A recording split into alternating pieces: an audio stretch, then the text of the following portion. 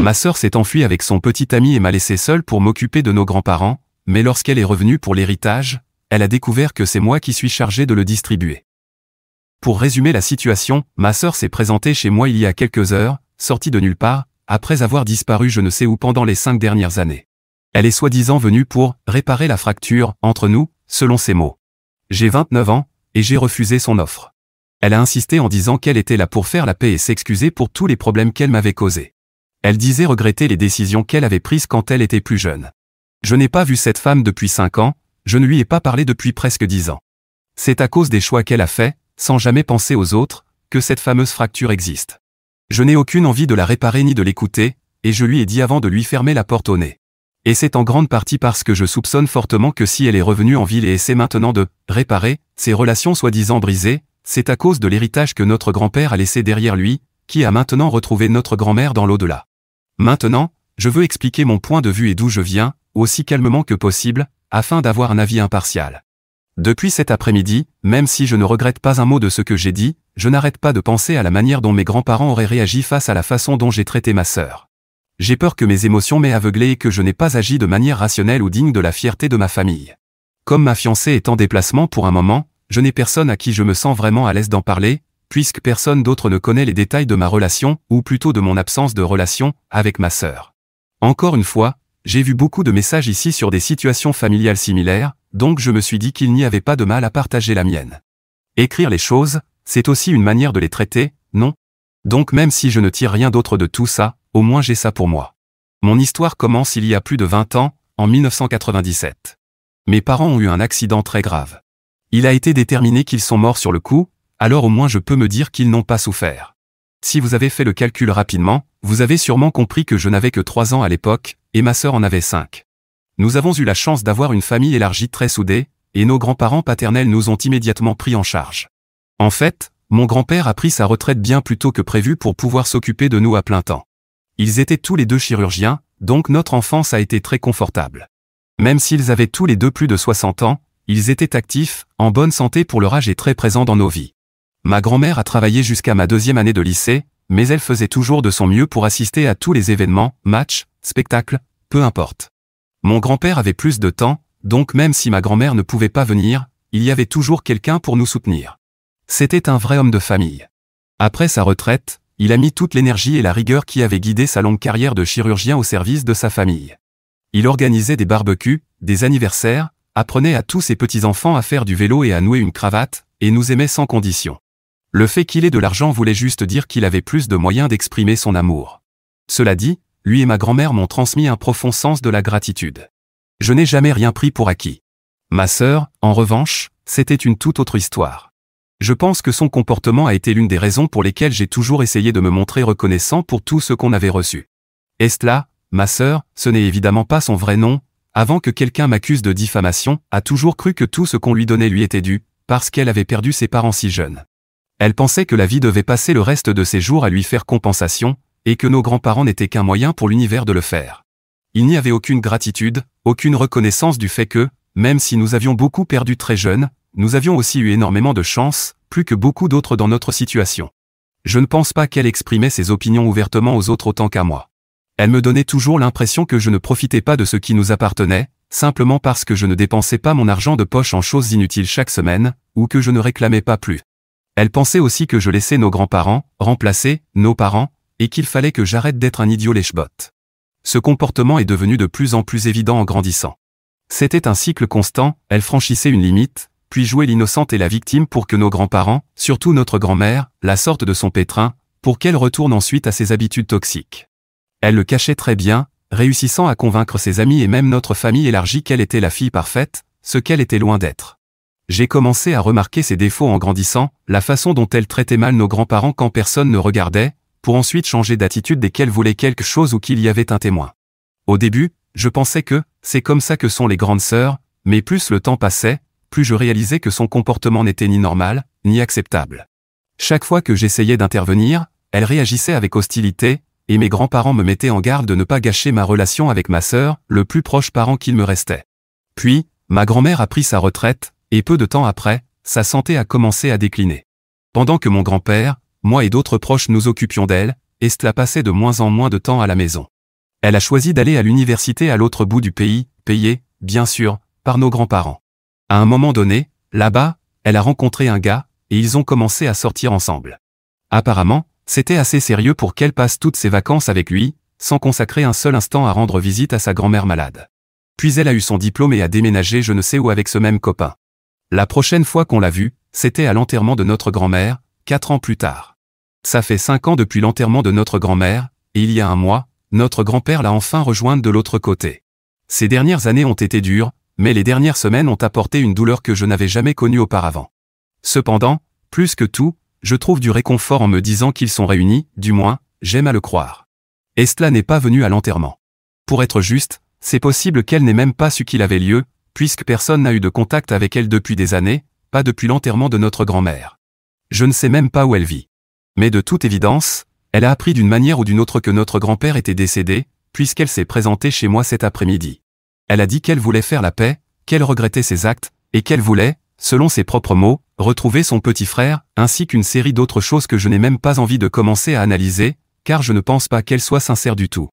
Je pense qu'elle est ici parce qu'elle a appris le décès de notre grand-père et qu'elle espère qu'un héritage va lui tomber dessus. Elle veut exploiter nos grands-parents une dernière fois.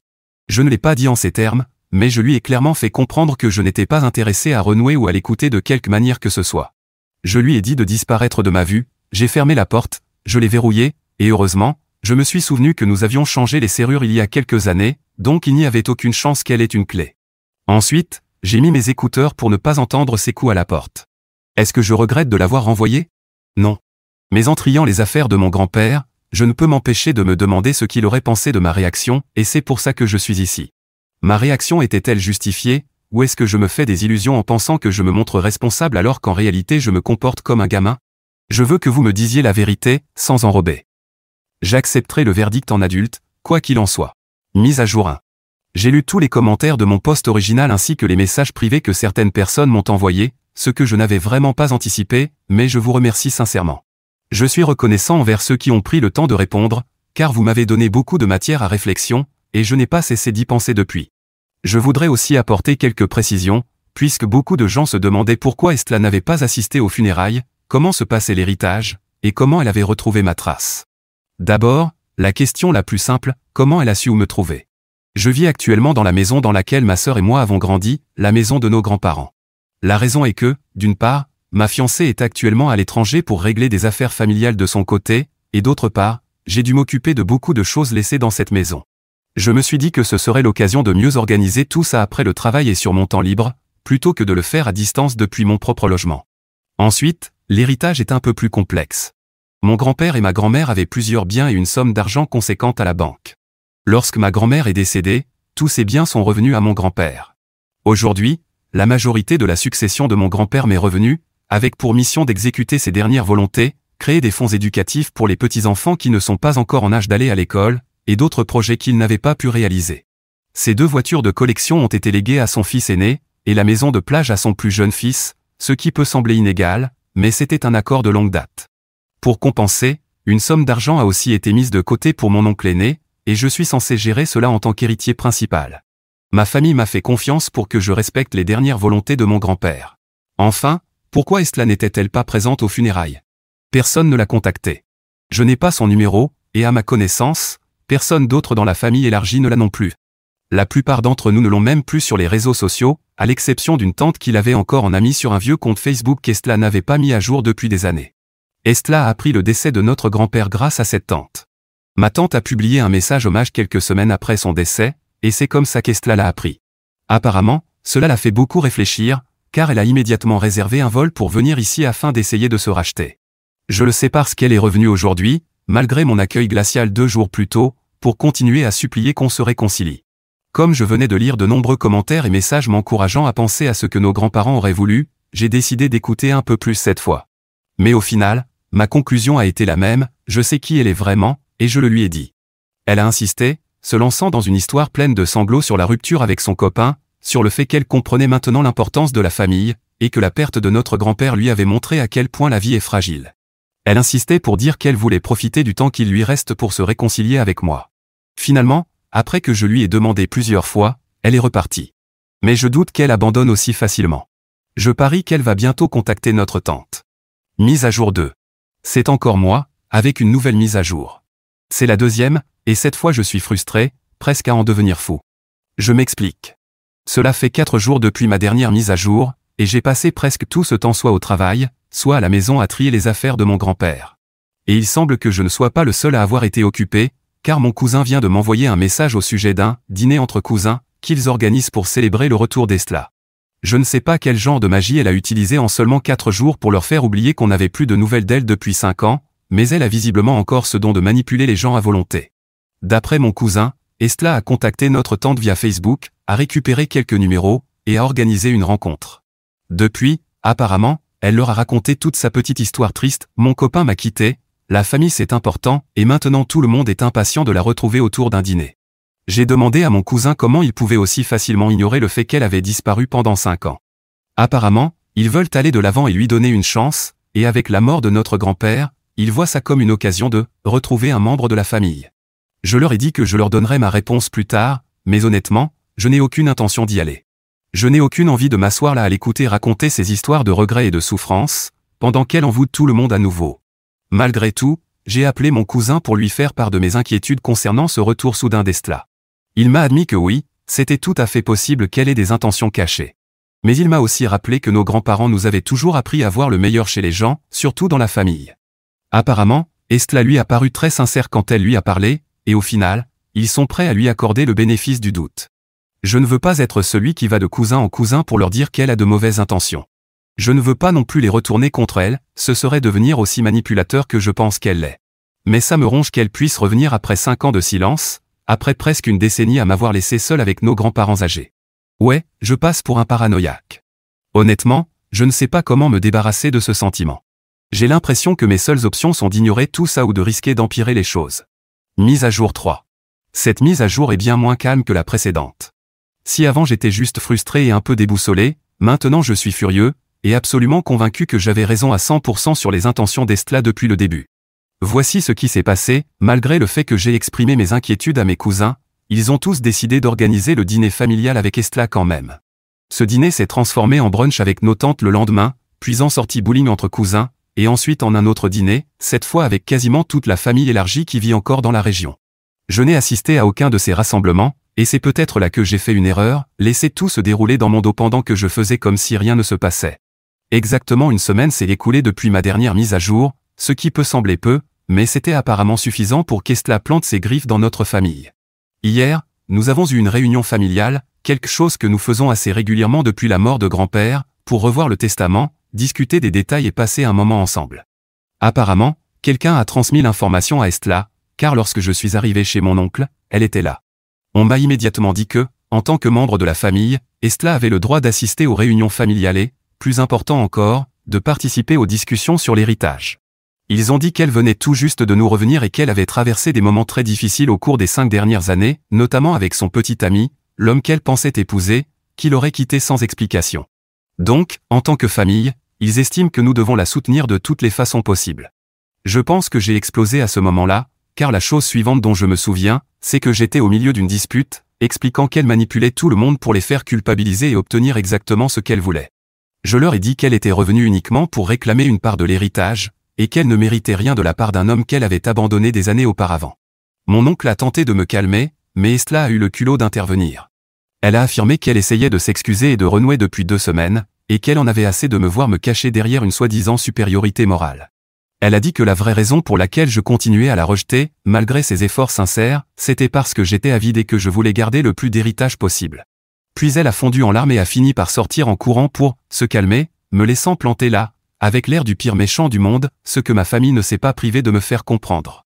Tout ce que j'ai tenté de dire par la suite à propos de son comportement passé et de ce que je sais d'elle a été immédiatement rejeté. Ils ont insisté sur le fait qu'ils croyaient sincèrement qu'elle avait changé et qu'il était impossible qu'elle essaie de les arnaquer, surtout parce qu'elle avait fait tant d'efforts pour réparer les relations familiales ces dernières semaines, pendant que moi, je me cachais dans la maison de grand-père. Ils m'ont dit qu'il valait mieux que je parte pour l'instant, et que nous pourrions reprendre la réunion après que j'ai eu le temps de réfléchir. Je ne sais pas encore ce que je vais faire, mais croyez-moi, je vais faire quelque chose. Je ne vais pas rester là, les bras croisés, pendant que la femme qui m'a abandonné, ainsi que les gens qui l'ont aimé et soutenu, revient pour prendre tout ce qu'elle veut. Ce n'est pas fini. Mise à jour 4. Je vais essayer de tout résumer ici, donc soyez indulgents si ça semble un peu lourd. Beaucoup de choses se sont passées depuis ma dernière mise à jour, et ma fiancée est revenue juste à temps pour m'aider avec ses talents d'enquêtrice hors pair, qui me rendent généralement un peu nerveux, mais qui, dans ce cas, ont été d'une utilité incroyable. La grande révélation ? Estla a menti sur sa situation amoureuse. Elle est toujours très liée à son petit ami, le même petit ami qu'elle disait avoir perdu, et elle a utilisé ce mensonge pour obtenir la sympathie de notre famille. La pauvre Estla, abandonnée par l'amour de sa vie. Sauf que, si l'on en croit le compte Instagram que nous avons trouvé, ils sont toujours bel et bien ensemble. Découvrir son mensonge a été satisfaisant, mais ce n'est pas ce qui l'a démasqué. Ce mérite revient au chat de mon cousin. Oui, vous avez bien lu le chat. Voici ce qui s'est passé, le soir de la réunion familiale, après le départ de tout le monde, mon cousin a remarqué que son chat avait disparu. Il a cherché partout dans la maison et a supposé que l'animal avait dû se faufiler dehors pendant que quelqu'un ouvrait la porte. Il a donc vérifié les images de sa caméra de sonnette. Et effectivement, il a trouvé le chat, mais aussi quelque chose de bien plus intéressant. Après mon départ, on voit Estla revenir à la maison en prenant un appel. D'après la façon dont elle a salué la personne et l'a appelé par son prénom, il est clair qu'elle parlait à son petit ami. Et oui, elle a décidé de discuter de son plan pour escroquer notre famille juste devant une caméra avec micro. Le son n'était pas parfait, mais ce qu'on a entendu était suffisamment révélateur. Elle a dit « Je suis presque sûr qu'ils me donneront tout ce que je demande si j'ai l'air assez triste. Une fois qu'ils m'auront cédé la maison, je la vends au premier venu et je te ramène ton argent, bébé. » Ensuite, elle a poursuivi en disant combien de temps elle pensait qu'il lui faudrait pour mener son plan à bien. Toutes les suspicions et accusations que j'avais depuis le début ont été confirmées en moins de 5 minutes d'enregistrement. Le meilleur dans tout ça ? La regarder raccrocher, remettre son visage triste et retourner dans la maison comme si de rien n'était. Mon cousin m'a appelé immédiatement après avoir vu les images. Il ne savait pas trop comment annoncer ça au reste de la famille, mais il savait que moi, je saurais quoi faire.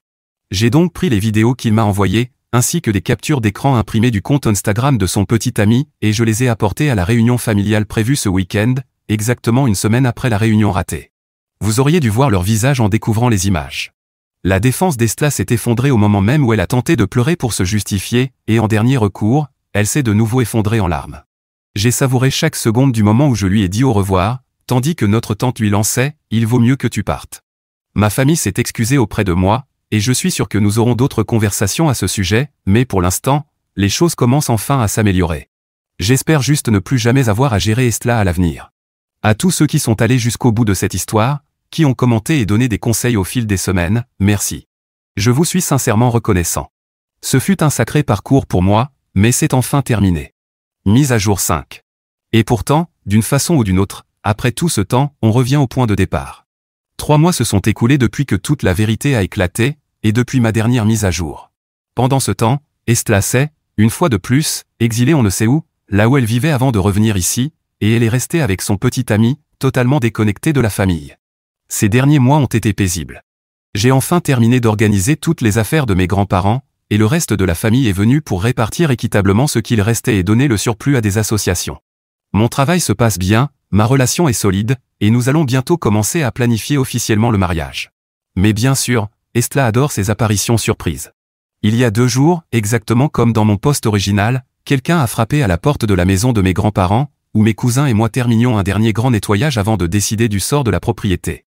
J'étais seul, encore une fois, comme au début, et bien sûr, c'était Estla. Cette fois, elle avait bel et bien rompu avec son petit ami. Selon elle, il l'avait quitté parce qu'elle était revenue les mains vides, sans l'argent qu'ils espéraient obtenir. Elle m'a dit qu'elle n'avait plus personne vers qui se tourner, et qu'elle regrettait tout ce qui s'était passé. Elle voulait réparer ses erreurs et revenir à la maison. Je ne sais pas pourquoi, mais tout ça sonnait beaucoup trop familier. Peut-être parce que c'est exactement ce qu'elle avait déjà dit, avec une nouvelle couche de « pauvre de moi », pour rendre le tout plus dramatique. Honnêtement, je ne la crois pas. Son désormais ex-petit ami a encore son compte Instagram public, ce qui semble confirmer qu'ils sont bel et bien séparés, mais qui sait. Tout ce que je sais, c'est que cette fois, j'ai claqué la porte en pleine figure. Je lui ai dit que je ne voulais plus rien avoir à faire avec elle, que cette fois elle ne pourrait pas manipuler la famille pour les retourner contre moi, et que personne ne croirait ses mensonges, peu importe combien elle pleure, se plaint ou essaie de manipuler. C'est terminé. Mise à jour 6. Il y a 3 semaines, j'ai enfin épousé ma femme lors d'un magnifique mariage intime, sans la moindre mauvaise surprise, ce qui a été un immense soulagement. Dès le départ, nous avions décidé que ce serait un événement réservé aux personnes qui avaient vraiment été présentes pour nous, qui représentaient le meilleur de nos familles et de nos amitiés. Ce n'était pas censé être un mariage géant, ni un événement avec une liste d'invités interminable, mais une célébration centrée sur les liens authentiques et le soutien réel. Donc, Estla, ma sœur, n'était pas invitée. Ma réponse a été claire, elle n'était pas invitée au mariage. C'était une célébration pour la famille. Mais cela ne l'a pas empêchée de tenter de convaincre les autres membres de la famille de lui obtenir une invitation. Son seul problème, c'est qu'après tous ces mensonges, plus personne n'était de son côté. Enfin, peut-être un parent éloigné un peu âgé qui oublie pas mal de choses, c'est d'ailleurs pour ça qu'il a aussi oublié qu'Estla lui avait demandé de m'influencer. Du coup, ce parent a juste profité de la fête, mangeant et buvant avec un enthousiasme impressionnant pour quelqu'un de son âge.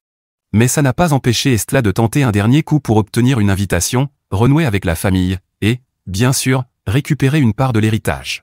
Ce plan comportait de nombreuses étapes, des étapes qu'elle n'a même pas su enclencher correctement. Il a donc échoué lamentablement. Elle a essayé de m'atteindre, ou d'atteindre la famille, en passant par ma femme, qui a passé une épreuve de feu en restant fidèle à la famille qu'elle s'apprêtait à rejoindre, plutôt que de céder à quelqu'un qui l'avait abandonnée. Ma femme, qui a été à mes côtés depuis le début de toute cette histoire, connaît chaque détail de ce qu'Estla a fait, non seulement avec nos grands-parents, mais avec moi aussi. Nous nous sommes soutenus mutuellement à travers tout ce drame, et elle a toujours été quelqu'un qui valorise la vérité et l'honnêteté bien plus que les manipulations de quelque nature que ce soit. Alors, quand elle a reçu cet appel et découvert qu'il venait d'Estla, sa réponse a été exactement celle que j'espérais. Elle lui a dit, directement et clairement, de ne pas perdre son temps, qu'il n'y avait absolument rien qu'elle puisse faire pour l'aider. Autrement dit, elle l'a coupé net, sans lui laisser le moindre espoir que ses manipulations pourraient fonctionner. Estla a tenté son mélange habituel de larmes et de promesses de changement, mais ma femme n'a pas bougé d'un centimètre. Et quand elle a vu que ça ne marchait pas, Estla, dans une dernière tentative pathétique, s'est mise à l'insulter, pensant que si elle pouvait provoquer ma femme, elle obtiendrait une réaction qu'elle pourrait ensuite retourner à son avantage. Mais ma femme s'est contentée de raccrocher. Ce fut la dernière fois qu'Estla a essayé de reprendre contact, et je dois l'avouer, savoir que ma femme lui a remis les pendules à l'heure a été absolument jouissif. Estla s'est heurtée à un mur, et ses tactiques, celles qui fonctionnaient autrefois avec certains membres de la famille, n'ont aujourd'hui plus aucun effet. Je pense que ça a été pour elle la confirmation définitive qu'elle n'a plus sa place dans nos vies, et qu'il ne reste plus la moindre faille par laquelle elle pourrait s'infiltrer. Alors voilà. C'est la fin pour Estla. Elle essaiera peut-être encore des choses, mais elle n'aura jamais la moindre part de l'héritage, parce qu'elle a renoncé à tout cela le jour où elle a renoncé à nos grands-parents.